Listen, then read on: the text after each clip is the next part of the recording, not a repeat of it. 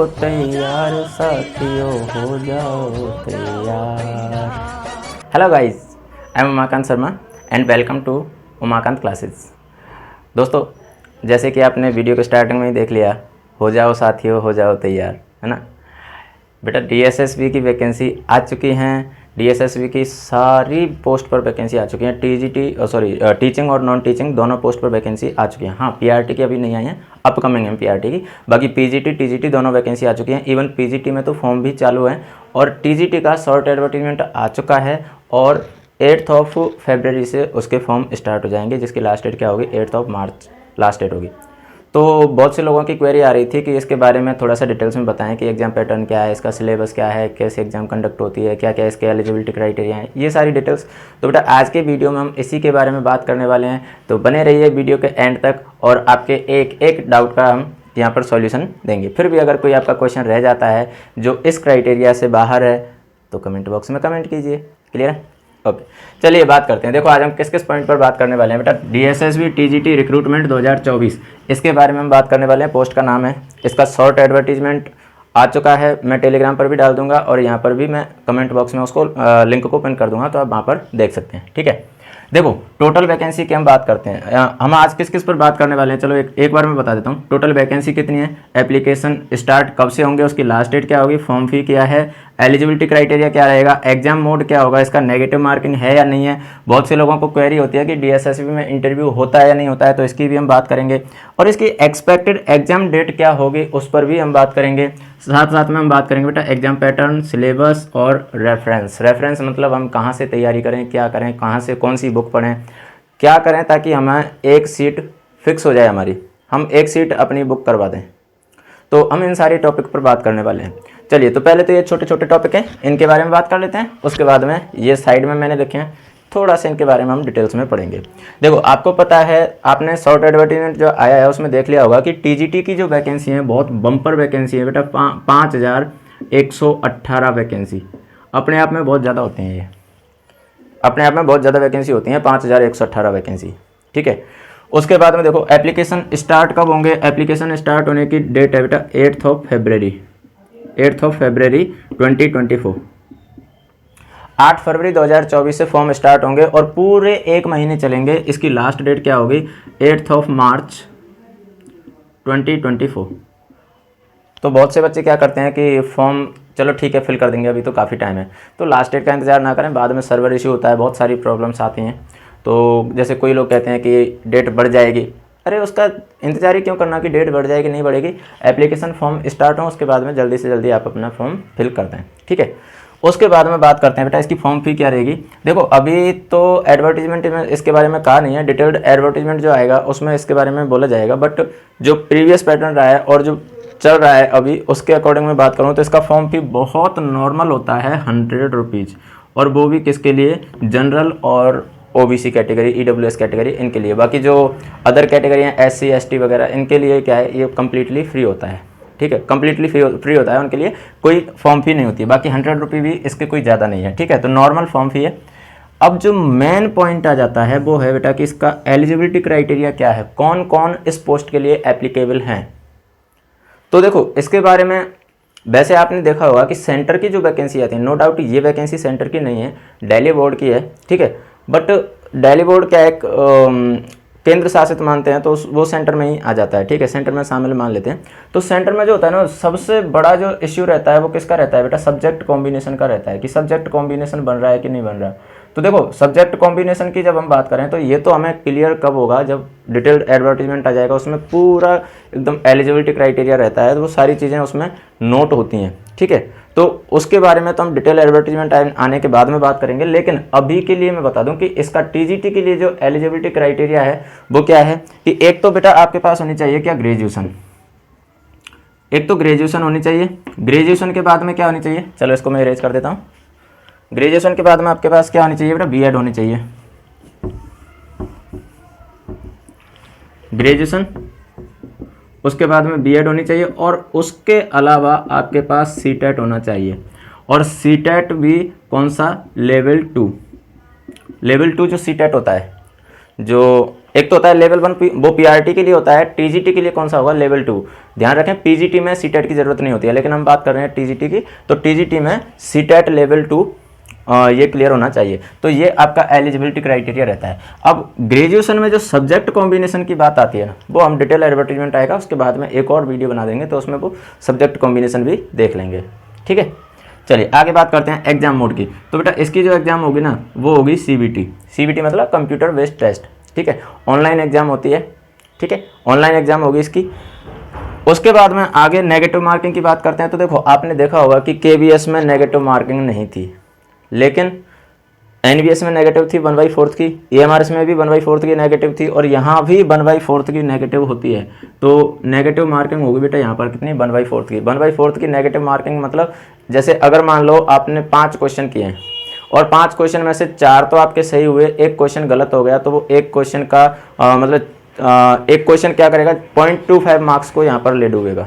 ठीक है, 1/4 का मतलब क्या होगा? 0.25 मार्क्स को सही में से ले जाएगा। ठीक है, इंटरव्यू की बात करें तो बेटा यहाँ पर कोई इंटरव्यू नहीं होता है, डीएसएसबी में कोई इंटरव्यू नहीं होता है। ओनली सीबीटी बेस्ड जो टेस्ट होता है, कंप्यूटर बेस्ड जो टेस्ट होता है, इसी के आधार पर आपका फाइनल सिलेक्शन होता है। ठीक है, तो आपको तो बस सीबीटी में ज़्यादा से ज़्यादा स्कोर करना है। एक्सपेक्टेड एग्जाम डेट की जब हम बात करते हैं तो देखो यहाँ पर जैसे बोलने को तो मैं कुछ भी बोल दूँ कि चलो जब एग्जाम डेट होगी, लेकिन हम अगर इसका थोड़ा सा एनालिसिस करें और एनालिसिस करने के बाद में अगर इसकी बात करें तो देखो आपने डीएसएसबी का जो पैटर्न देखा होगा 2021 में, इससे पहले वाली जो वैकेंसी हुई थी वो 2021 में हुई थी। 2021 में उस टाइम कोविड का दौर था, नो डाउट कि उतना ज़्यादा नहीं था, बट फिर भी लॉकडाउन टाइप ऐसा कुछ चल रहा था। तो मई में इसके फॉर्म फिल हुए थे। ठीक है, मई में फॉर्म फिल हुए थे और 2 एंड 4 सितंबर को इसने अपनी एग्जाम कंडक्ट करवा दी थी। 2 एंड 4 सितंबर, तो मई तो कंप्लीट उसमें ही गया था।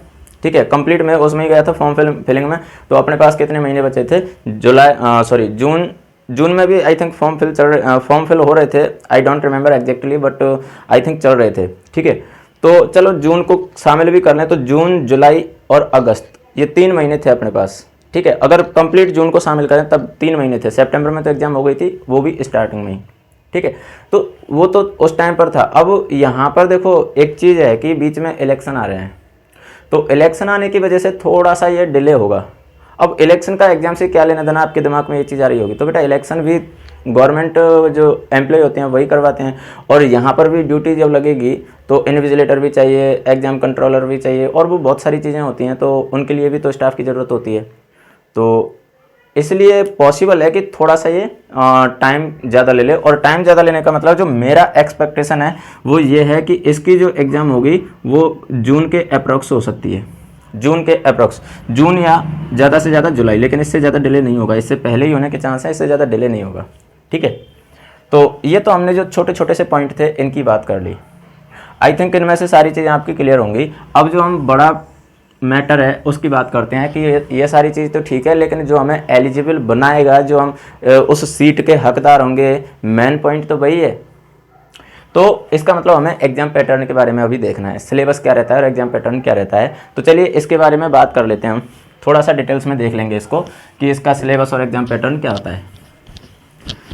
देखो यहाँ पर मैं आपको एक चीज़ क्लियर कर दूँ कि टोटल, जैसे देखो एग्जाम पैटर्न जब हम देखेंगे तो उसी में सिलेबस की भी बात हो जाएगी, रेफरेंस को हम बाद में देख लेंगे। तो यहाँ टोटल जो क्वेश्चन होते हैं ना वो 200 होते हैं, 200 क्वेश्चन होंगे, और टाइम होता है वो केवल 2 घंटे होता है, 120 मिनट टाइम होता है। इसका मतलब यहाँ पर टाइम की बहुत बड़ी प्रॉब्लम है।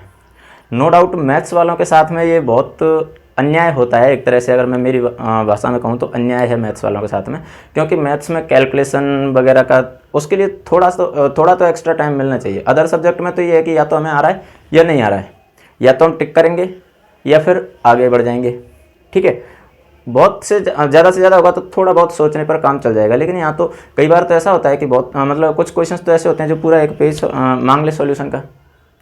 तो कहने का मतलब मैथ्स वालों के साथ में थोड़ा ही नहीं है, बट अब जो है वो है। ठीक है, तो देखिए इसके एग्जाम पैटर्न की जब हम बात करते हैं तो इसका जो टोटल नंबर ऑफ क्वेश्चन होते हैं वो कितने होते हैं? 200। और टोटल जो टाइम होता है वो टाइम होता है आपके पास में कितना? 120 मिनट, यानी 2 आवर। ठीक है, और जो टोटल मार्क्स होते हैं वो टोटल मार्क्स कितने होते हैं इसके? 200, यानी 1 मार्क्स पर क्वेश्चन, एक क्वेश्चन 1 नंबर का होगा, ठीक है। 200 में से ही आपकी मेरिट बनती है। ऐसा नहीं है कि जैसे एनवीएस और ईएमआरएस में हुआ था कि भाई 3 लैंग्वेज हैं वो केवल क्वालिफाइंग नेचर के हैं, वो फाइनल मेरिट में शामिल नहीं होंगी, ऐसा यहाँ पर नहीं है। 200 क्वेश्चन है तो 200 में से ही मेरिट बनेगी। अब देखो इसका जो पैटर्न है, एग्जाम पैटर्न है, वो क्या है वो हम देख लेते हैं।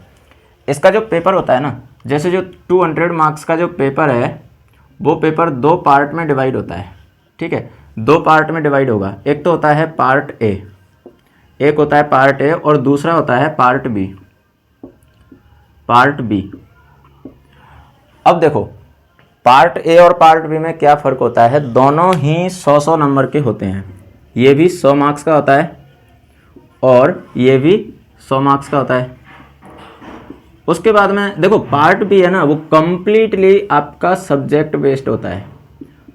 इसमें सारे क्वेश्चन सब्जेक्ट के ही आएंगे, ठीक है। सब्जेक्ट मतलब आपका जो भी सब्जेक्ट है जिससे आप अप्लाई कर रहे हो, जैसे किसी का हिंदी है, किसी का मैथ्स है, किसी का नेचुरल साइंस है, किसी का एसएसटी है वगैरह वगैरह, तो उसके लिए आप सब्जेक्ट जो रहेगा वो 100 मार्क्स का रहेगा। और ये 100 मार्क्स भी डिवाइड होते हैं कैसे कि 10 मार्क्स की आ जाएगी यहाँ पर क्या, पेडागोजी। 10 मार्क्स की तो आ जाती है पेडागोजी और 90 मार्क्स की आ जाएगी आपकी सब्जेक्ट। 90 मार्क्स की आपकी सब्जेक्ट आ जाएगी, ठीक है। 90 मार्क्स की सब्जेक्ट। ये तो अभी हम बात कर रहे हैं सिलेबस की, बाकी पूरा एग्जाम पैटर्न क्या है वो भी हम देखेंगे। उसके बाद में देखो ये जो 100 मार्क्स का है ये 5 पार्ट्स में डिवाइड होगा, फिर वापस इसके 5 सेक्शन होंगे। और ये जो 5 सेक्शन है उसमें से देखो पहला जो है वो होता है जनरल अवेयरनेस का। जनरल अवेयरनेस के आपके पास टोटल 20 क्वेश्चंस होंगे, ठीक है। अभी बात करेंगे कि जनरल अवेयरनेस में क्या क्या चीज़ें आ जाती हैं, उसकी भी हम बात करेंगे। उसके बाद में अगला आपके पास मैथमेटिक्स होगा, वो भी जनरल मैथमेटिक्स। जनरल मैथमेटिक्स मतलब जो नॉर्मल कंपटीशन एग्जाम में चलता है वो वाला, और वो भी कितने मार्क्स का होगा, 20 मार्क्स का 20 क्वेश्चन, ठीक है। उसके बाद में रीजनिंग एबिलिटी होती है, तो रीजनिंग भी यहाँ पर कितने मार्क्स की होती है, 20 मार्क्स की। उसके बाद में जनरल हिंदी,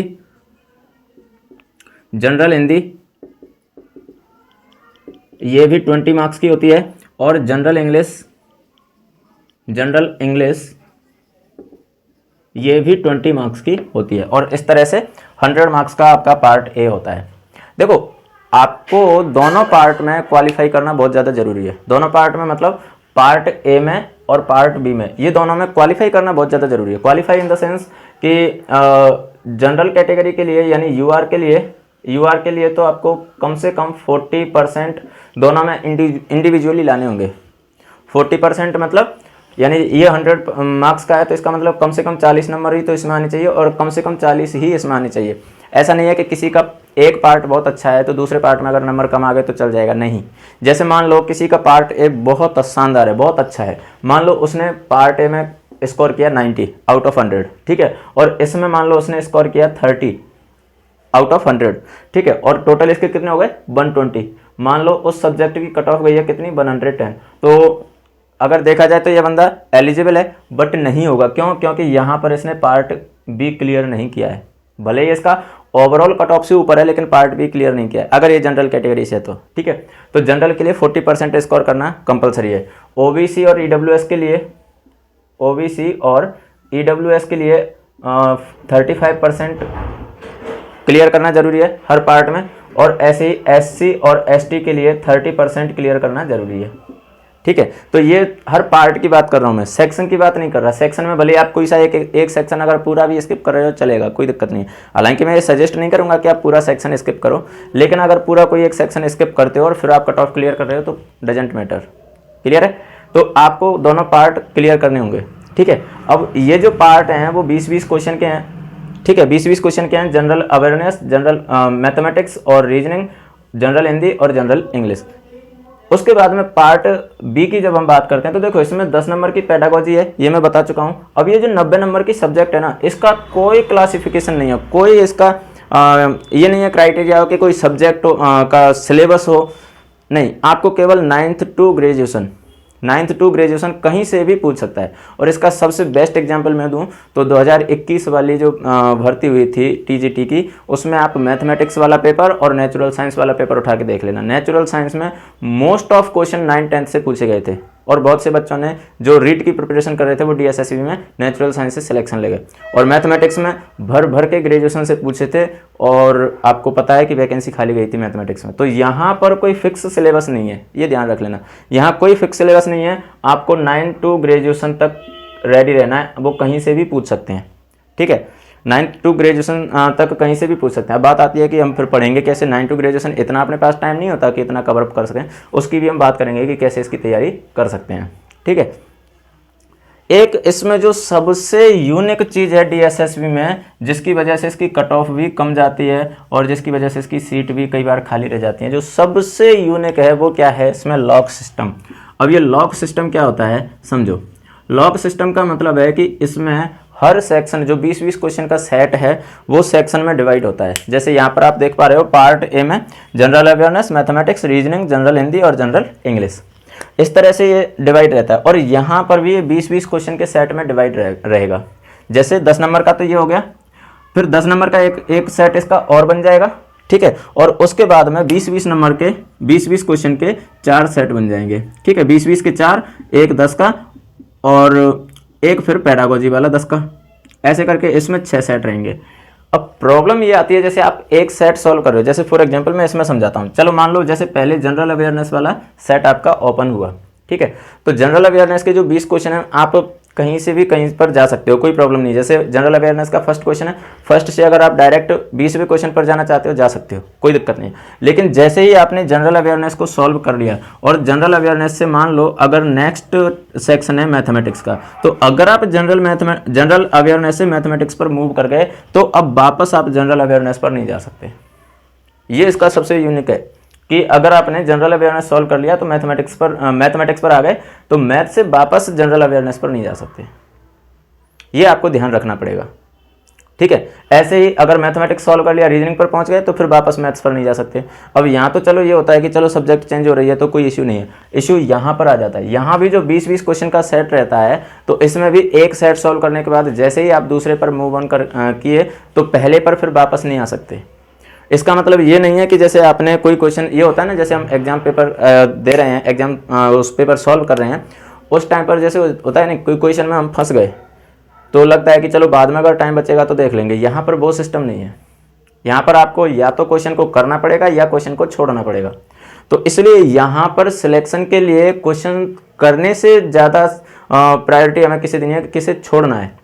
ठीक है, अगर कोई क्वेश्चन ज़्यादा ही उलझा रहा है तो फिर उसे स्किप कर जाओ, और अगर ज़्यादा नहीं उलझा रहा है तो फिर उसे करो। अगर ऐसे लग रहा है कि क्वेश्चन हम कर सकते हैं तो करो।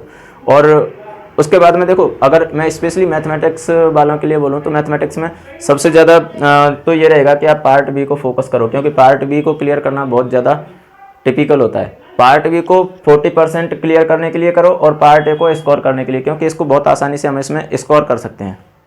ठीक है, तो ये इसके एग्जाम पैटर्न की बात हुई। तो बस इसमें लॉक सिस्टम का जरूर ध्यान रखना है। टाइम भी अपने पास बहुत कम है, जैसे मैंने अभी बताया कि टोटल 200 क्वेश्चन है, लेकिन टाइम हमारे पास कितना है, 120 मिनट है। यानी एक क्वेश्चन के लिए लगभग अगर मैं बात करूं तो 35 से 36 सेकंड है हमारे पास। एक क्वेश्चन के लिए 35 से 36 सेकंड है, लेकिन इतने में भी हम बहुत कुछ कर सकते हैं। ठीक है, तो ये तो बात हुई किसकी, इसके एग्जाम पैटर्न की, कि एग्जाम पैटर्न क्या है। अब हम बात करते हैं सिलेबस की। तो देखो सिलेबस में जैसे कि मैंने अभी बताया कि इसका कोई फिक्स सिलेबस नहीं होता है। जैसे मैंने अभी बताया कि 9th टू ग्रेजुएशन तक वो दे देगा और वो फिर उस बीच में कहीं से भी दे सकता है। हो सकता है कई बार ऐसा भी हुआ है, आप अगर प्रीवियस ईयर के पेपर देखोगे उठा के तो कई बार ऐसा भी हुआ है कि पूरा पेपर ही 9th-10th से रख दिया। कई बार ऐसा भी हुआ है कि पूरा पेपर 11th-12th से रख दिया। और 2021 में आपने देखा होगा मैथमेटिक्स में तो कि पूरा पेपर ग्रेजुएशन से ही रख दिया था। तो वो डिपेंड करता है कि पेपर तो कहीं से भी आ सकता है, उसके लिए हमें रेडी रहना होगा। तो इसका कोई जो सिलेबस है वो कोई फिक्स नहीं है। अब बात आ जाती है रेफरेंस की कि हम पढ़ें तो पढ़ें कहाँ से। तो देखो, अगर मैं पार्ट ए की बात करूं तो पार्ट ए के लिए तो अगर किसी ने एसएससी की तैयारी कर रखी है ना तो उसे पार्ट ए के लिए स्पेशल एफर्ट्स लगाने की ज़रूरत नहीं है। अगर एसएससी की तैयारी कर रखी है तो, नहीं कर रखी तो फिर उसे अलग से एफर्ट्स लगाने पड़ेंगे। और देखो मेरा मानना तो ये है कि अगर जैसे मान लो पार्ट ए में आपको अच्छा स्कोर करना है ना, तो एसएससी के लिए जो बुक्स वगैरह या जो टीचर्स पढ़ाते हैं एसएससी के लिए उनको प्रेफर करो, वो ज़्यादा बेटर होगा, क्योंकि ऑलमोस्ट सेम चीज़ें रहने वाली हैं। ठीक है, नो डाउट एसएससी में काफ़ी अच्छे लेवल तक पढ़ते हैं और डीएसएसबी में शायद इतना अच्छा लेवल ना रहे। शायद मैं इसलिए लगा रहा हूँ क्योंकि डीएसएसबी हर बार अपना पैटर्न चेंज करता है, तो शायद इतना अच्छा ना रहे, इतना अच्छा लेवल ना रहे। बट हम अगर अच्छे लेवल के लिए करते हैं तो फिर डाउन वाले लेवल को हम ऑटोमेटिक सॉल्व कर सकते हैं। तो इसलिए हमें टारगेट अच्छे लेवल का करना है। ठीक है, अब बात आती है पार्ट बी की। तो पार्ट बी तो देखो आपको अपने सब्जेक्ट के अकॉर्डिंग देखना है ये, कि ग्रेजुएशन तक आप उसको मैनेज करके चलो। ठीक है, नो डाउट कि अगर ज़्यादा डेप्थ में भी अगर आप नहीं जा रहे हो तो नो प्रॉब्लम, बट एटलीस्ट हर टॉपिक को ऊपर ऊपर से तो पढ़ो। और ऊपर ऊपर से पढ़ने का मतलब है कि एटलीस्ट ग्रेजुएशन तक हर टॉपिक एक बार तो टच में हो, ताकि क्वेश्चन देख के हम समझ पाएँ कि ये क्वेश्चन है कहाँ से और उसमें एफर्ट्स लगा पाएँ। समझ में आया? दूसरी बात ये भी नहीं है कि हर टॉपिक को केवल ऊपर ऊपर से पढ़ लिया और काम हो गया, नहीं। कुछ तो अगर मान लो जैसे आप ग्रेजुएशन पोर्शन आपका अच्छा नहीं है तो एटलीस्ट 12th तक तो फिर बहुत अच्छा करो, या फिर आपका 11th-12th अच्छा नहीं है तो ग्रेजुएशन अच्छा करो, 9th-10th अच्छा नहीं है तो 11th-12th और ग्रेजुएशन करो। तो कहने का मतलब है कि कुछ पार्ट ऐसे रखो जो एकदम ऊपर से पढ़ लो और कुछ पार्ट ऐसे रखो जो डेप्थ में पढ़ो। ठीक है, तो चलिए ये तो अपनी पूरी बात हो गई। रेफरेंस के लिए मैंने बता ही दिया है कि रेफरेंस में आप एसएससी के लिए जो बुक्स वगैरह चलती हैं उनसे आप प्रैक्टिस कर सकते हो। उनसे देखो यहाँ पर जितना ज़्यादा आप प्रैक्टिस करोगे ना उतना ही ज़्यादा आपके लिए फ़ायदा होगा। एक बार आप उसकी थ्योरी देखो, थ्योरी के बाद में आप जितना हो सके उतना प्रैक्टिस सेट लगाओ। ठीक है, प्रैक्टिस के लिए जैसे देखो, वैसे तो खैर मुझे ऑनलाइन प्लेटफॉर्म पर ये चीज़ें नहीं बोलनी चाहिए, बट फिर भी मैं बता देता हूँ कि प्रैक्टिस के लिए देखो, एक तो आप टेक्स्ट बुक प्रेफर कर सकते हो। नो डाउट मेरा टेक्स्ट बुक में कोई ना तो कोई पार्टनरशिप है, ना ही मैं टेक्स्ट बुक पर पढ़ाता हूँ, बट कंटेंट उस पर अच्छा है। प्रैक्टिस के लिए एमसीक्यूज वगैरह अच्छे हैं तो आप उससे कर सकते हो। ठीक है, ये मेरा सिर्फ एक सजेशन है। ठीक है, उसके अलावा एसएससी के लिए जो बच्चे जिस बुक को प्रेफर करते हैं एमसीक्यूज टाइप की या प्रैक्टिस सेट, तो वो भी आप यहाँ पर पार्ट ए के लिए देख सकते हो। ठीक है, तो जहाँ तक मैं समझ पा रहा हूँ कि मैंने सारी चीज़ें आज के वीडियो में कवर अप कर ली हैं। जितने भी आपके डाउट्स थे कि क्या क्या चीज़ें इसमें होंगी, वो सारी चीज़ें मैंने यहाँ पर कवर अप कर ली हैं। फिर भी अगर कोई ऐसा पॉइंट है जो मैं नहीं बता पाया हूँ यहाँ पर, तो आप नो डाउट कमेंट बॉक्स में कमेंट कीजिए और आपके क्वेश्चन का आंसर आपको ज़रूर मिलेगा। ठीक है, तो अभी से तैयारी में जुट जाइए, क्योंकि हमारे एक सर कहते थे कि रणभूमि में वो योद्धा कभी सफल नहीं होता जो युद्ध का आगाज होने पर अपने हथियारों को धारदार बनाता है। हमेशा वही योद्धा सफल होता है जो पहले से ही अपने हथियार तैयार रखता है। तो हमें अपने हथियार पहले से ही तैयार रखने हैं। हमें एग्ज़ाम डेट का वेट नहीं करना है, पहले से ही अपनी तैयारी पूरी रखनी है। एग्ज़ाम चाहे कभी भी हो, भाई सीधी सी बात है, अगर एडवर्टीजमेंट आ गया है, फॉर्म फिल हो रहे हैं, तो इसका मतलब सीधा सा है कि एग्ज़ाम तो होनी है, आज नहीं तो कल होनी है।